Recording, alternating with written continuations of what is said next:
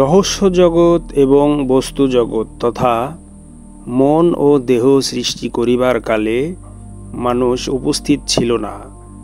তারপর মানুষের নফস সৃষ্টির বিষয়টিও তাকে সাক্ষী করিয়া সৃষ্টি করা হয় নাই যে রহস্য জগৎ ও বস্তু জগতের সঙ্গে তাহার নফসকে আপন ইচ্ছামতো সম্বন্ধ স্থাপন করিতে সুযোগ দেওয়া হইবে।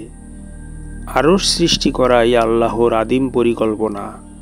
অতএব মানুষের পক্ষ হইতে আল্লাহর বিধানের উপর কোনরূপ ওজর আপত্তি পেশ করিবার অবকাশ রাখাই হয় নাই।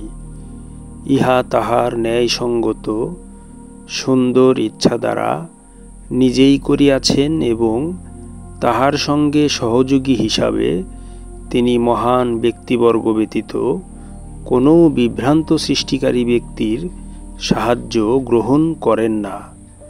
উচ্চমানের আলোকিত মহাপুরুষগণই কেবল আল্লাহর আপন বিকাশের সাহায্যকারী হইয়া থাকেন।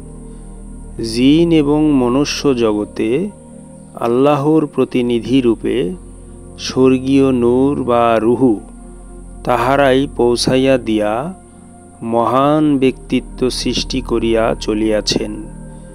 জীবজগতে ইহাই হইল আল্লাহর অভিব্যক্তির খাস বিকাশ।